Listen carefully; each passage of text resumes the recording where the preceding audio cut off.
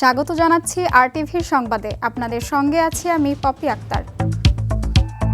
সর্বোচ্চ আদালতের রায় উপেক্ষা করে একের পর এক নিয়োগে ব্যস্ত সেতু কর্তৃপক্ষ। দপ্তরটির ২১ কর্মীকে চাকরিচ্যুত করা হলে সবাইকে পুনর্বহালে আদেশ দেয় আদালত। সেখান থেকে মাত্র ৬ জনকে পুনর্বহাল করে শূন্য পদের অজুহাতে বাকিদের বঞ্চিত করেছে সরকারের এই দপ্তরটি। তবে একই পদে কয়েক ধাপে নিয়োগ দিয়েছে ৮৪ জনকে। এ ঘটনায় সেতু কর্তৃপক্ষের দেয়া লিখিত জবাবেও রয়েছে মিথ্যা তথ্যের ফুলঝুরি। মোহাম্মদ সাইমের রিপোর্ট।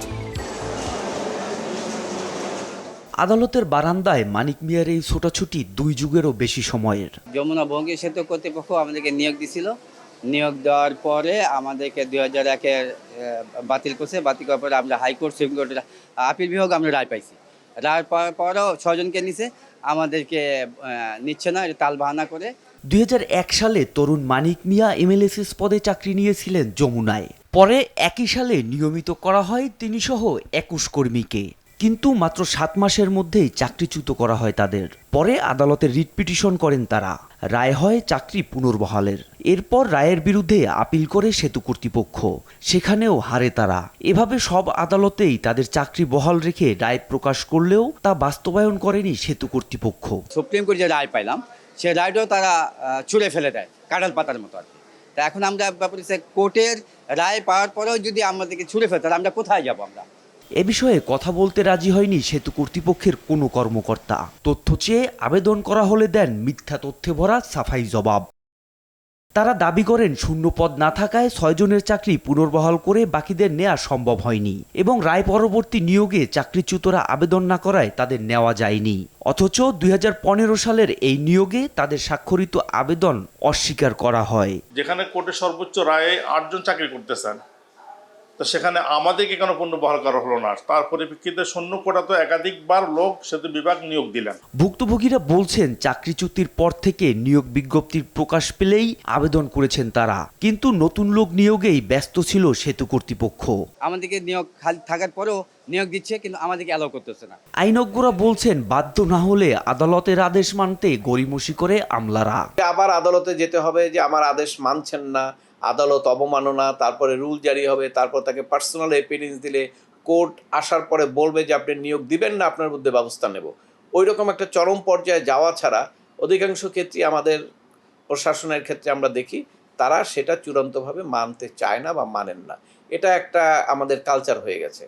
এই কালচারের কারণে কিন্তু আমাদের আইনের শাসনের দুর্বলতা দেখা দিয়েছে। কোনো উপায় না পেয়ে অবশেষে আদালত অবমাননার মামলা করে মানিক মিয়া। চান রায়ের যথাযথ বাস্তবায়ন ও দীর্ঘদিন হয়রানি করায় দোষীদের দৃষ্টান্তমূলক শাস্তি। মোহাম্মদ সাইম, আরটিভি, ঢাকা। টানা বৃষ্টিতে চট্টগ্রামের বিভিন্ন এলাকায় দেখা দিয়েছে জলাবদ্ধতা। চরম দুর্ভোগে পড়েছেন সাধারণ মানুষ, শিক্ষার্থী ও পথচারীরা। রোববার রাত থেকে শুরু হওয়া বৃষ্টি সকালেও অব্যাহত থাকায় নগরীতে জলাবদ্ধতার পরিস্থিতি সৃষ্টি হয়েছে। কোথাও জমেছে হাঁটু সমান পানি। লঘুচাপের প্রভাব ও মৌসুমী বায়ুর কারণে চট্টগ্রামে আরও কয়েকদিন বৃষ্টিপাত হতে পারে। এদিকে বিভিন্ন সড়কে জলাবদ্ধতার কারণে ধীর গতিতে চলছে যানবাহন। পানি মারিয়ে চলাচল করতে হচ্ছে পথচারীদের। ঢাকার শিল্পাঞ্চল, আশুলিয়ার আরিচা, নবীনগর, চন্দ্রা, বাইপাইল সহ মহাসড়কের বিভিন্ন পয়েন্টে প্রতিনিয়ত বাড়ছে ব্যাটারি চালিত অটোরিকশা আর ইজি বাইকের দৌরাত্ম্য। এরই মধ্যে বেশ কয়েকটি দুর্ঘটনায় প্রাণ হারিয়েছেন কয়েকজন। বিপাকে পড়ছেন দূরপাল্লার গাড়ি চালকরা। অবাধে এসব অবৈধ যান চলাচলের পেছনে প্রশাসনের নজরদারির অভাবকে দায়ী করছে সংশ্লিষ্টরা। আশুলিয়া থেকে ওমর ফারুকের পাঠানো তথ্যচিত্রে আরও জানাচ্ছেন আব্দুল হামিদ।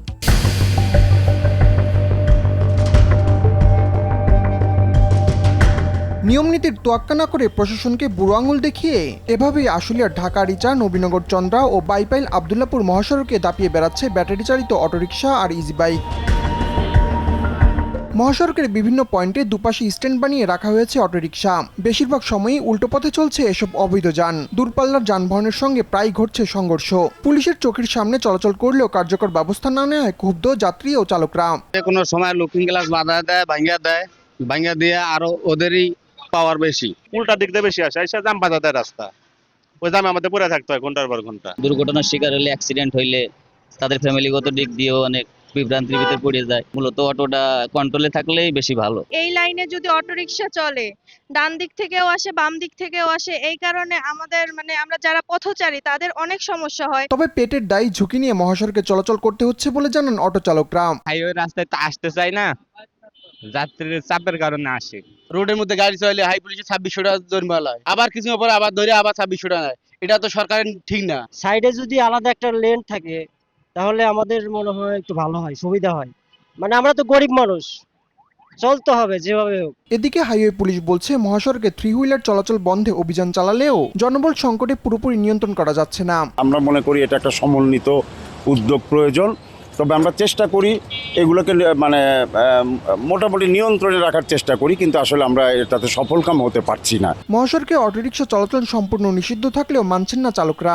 প্রশাসনের উদাসীনতা আরও সাহস দিচ্ছে তাদের। শৃঙ্খলা ফেরাতে শুধু মামলা নয়, স্থায়ী সমাধানের জন্য সার্ভিস লেন নির্ধারণ, বিকল্প রাস্তা সংস্কার এবং কঠোর নজরদারির দাবি স্থানীয়দের। আব্দুল হামিদ, RTV। গোমতী নদীর বুকে জেগে ওঠা চরে আখ চাষ করছেন কুমিল্লার মুরাদনগরের কৃষকেরা। ফলন ভালো হওয়ায় লাভের স্বপ্ন দেখছেন তারা। তবে নদীর পানি বৃদ্ধি ও বন্যার আশঙ্কা থাকায় কিছুটা ঝুঁকিও রয়েছে কৃষকদের। কুমিল্লার মুরাদনগর থেকে মোহাম্মদ আরিফ হোসেনের তথ্যচিত্রে বিস্তারিত জানাচ্ছেন লামিয়া তানজিন মাহমুদ।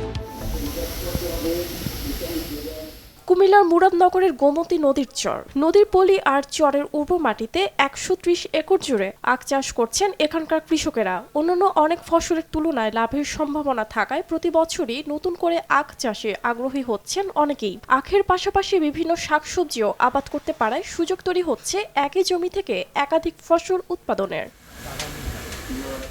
তবে বর্ষা মৌসুমে বেড়ে যায় গোমতীর পানি, ফসল নষ্টের আতঙ্কে থাকেন কৃষকেরা। এর মধ্যেও সার, কম দামে কীটনাশক এবং বাজারজাতকরণের সহযোগিতা সহ কৃষি বিভাগের পরামর্শ ও প্রয়োজনীয় সহায়তা পেলে চরাঞ্চলে আখ চাষ আরও বাড়বে বলে প্রত্যাশা তাদের।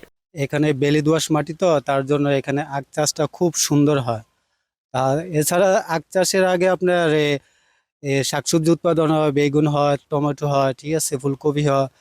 বছরে আমাদের খরচ যায় কানি খেতে ধরেন 50,000 টাকা, তো আমরা 1.5 লক্ষ টাকা বিক্রি করতে পারি। দানা সার, এরপরে সারও পাওয়া না ঠিক মতন, তারপর ওষুধের দামও এবার অনেক দাম বাইরে গেছে।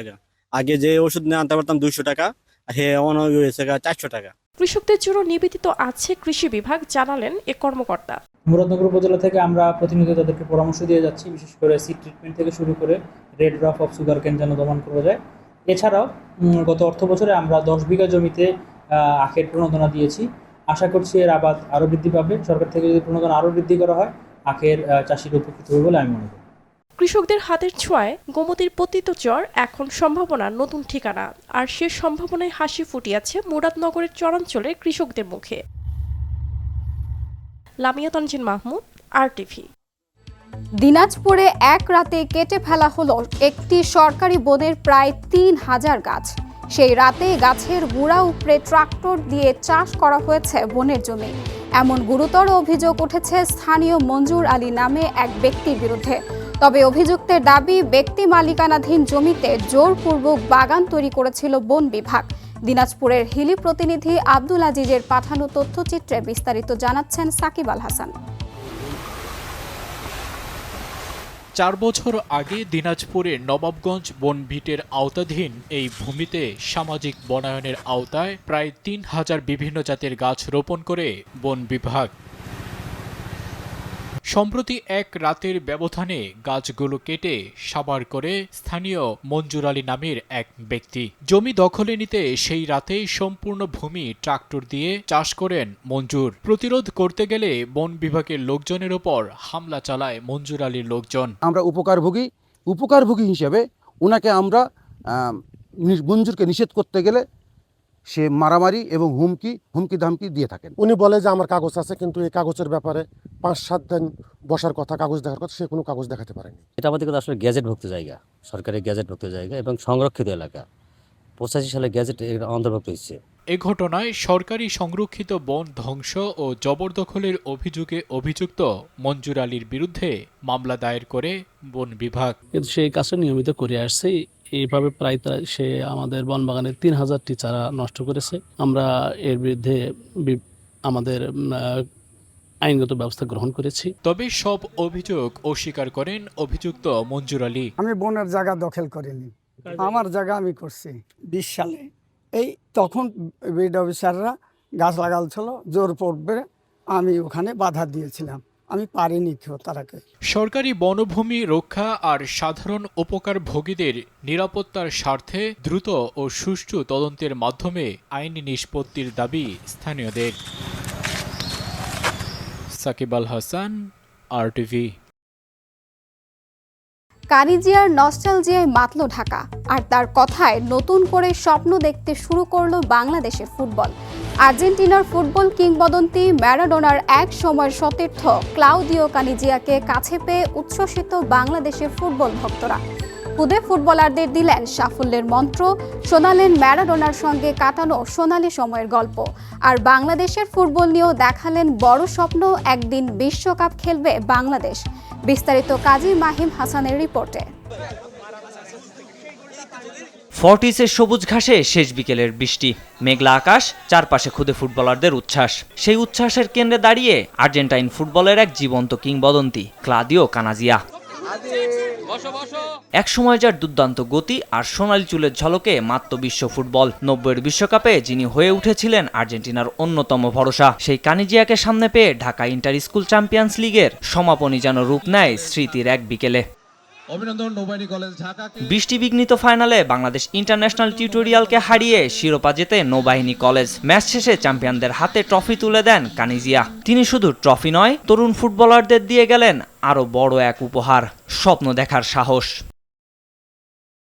খুদে ফুটবলারদের উদ্দেশ্যে কানিজিয়ার বার্তা, ফুটবলের সাফল্যের কোনো শর্টকাট নেই। প্রতিদিন অনুশীলন, শৃঙ্খলা, সঠিক প্রস্তুতি আর মানসিক দৃঢ়তাই একজন ফুটবলারকে পৌঁছে দিতে পারে লক্ষ্যে। Playing in great or in good countries and good champions. কানিজিয়া মানেই যেন ফিরে যাওয়া সেই সোনালী 90-এ, আর তার ফুটবল স্মৃতির সবচেয়ে উজ্জ্বল অধ্যায়ের নাম দিয়াগো মারাদোনা। একই জার্সিতে লড়ছেন বিশ্বকাপের মঞ্চে, মাঠের সতীর্থ থেকে হয়ে উঠেছেন ঘনিষ্ঠ বন্ধু। মারাদোনার কথা উঠতেই তাই আবেগী হয়ে পড়েন কানাজিয়া। দুই বন্ধুর সেই চুমুর মুহূর্তও তার কাছে আজ শুধুই ফুটবল নয়, বন্ধুত্বের এক নির্মল স্মৃতি। প্রথমবারের মতো বাংলাদেশে এসে এখানকার মানুষের ফুটবল উন্মাদনায় মুগ্ধ কানাজিয়া। খুদে ফুটবলারদের ভালোবাসা আর আর্জেন্টিনার প্রতি বাংলাদেশের আবেগ ছুঁয়ে গেছে এই কিংবদন্তির হৃদয়। আর সেই ভালোবাসার প্রতিদানই যেন বাংলাদেশের ফুটবলকে নিয়ে দেখালেন আশার আলো। বিশ্বকাপে এখন 48 দলের সুযোগ, ভবিষ্যতে আরও বাড়তে পারে অংশগ্রহণকারী দলের সংখ্যা, আর তাতেই বাংলাদেশের জন্য তৈরি হতে পারে নতুন সম্ভাবনার দুয়ার। We know that it's always hard to qualify for the World Cup. বিশ্বকাপে জায়গা করে নেওয়া সবসময় কঠিন, তবে আমি আশা করি বাংলাদেশ আগের চেয়ে আরও ভালো করবে এবং এগিয়ে যাবে। বিশ্বকাপে এখন 48টি দল খেলছে, ভবিষ্যতে হয়তো আরও বেশি দল খেলবে, ফলে বাংলাদেশের সামনে সুযোগ তৈরি হতে পারে। আমার বিশ্বাস বাংলাদেশও একদিন বিশ্বকাপে খেলবে। We know that I repeat, it's very difficult to qualify for the World Cup. There are so many teams around the world. বৃষ্টি ভেজা সেই বিকেল শেষ হয়েছে, মাঠের সবুজ ঘাসে হয়তো মুছে গেছে পায়ের ছোঁয়া, কিন্তু খুদে ফুটবলারদের মনে থেকে যাবে এক কিংবদন্তির হাতের স্পর্শ। এই বন্ধুর মুখে মারাদোনার গল্প আর একটি বড় স্বপ্ন, বাংলাদেশও একদিন বিশ্বকাপ খেলবে। কানাজিয়া তাই শুধু ঢাকা মাতিয়ে গেলেন না, বাংলাদেশের ফুটবলের আগামী প্রজন্মের মনে জেলে গেলেন বিশ্বকাপের স্বপ্নের আলো। কাজী মাহিম হাসান, RTV। RTVর সংবাদ এই পর্যন্তই। ধন্যবাদ সবাইকে।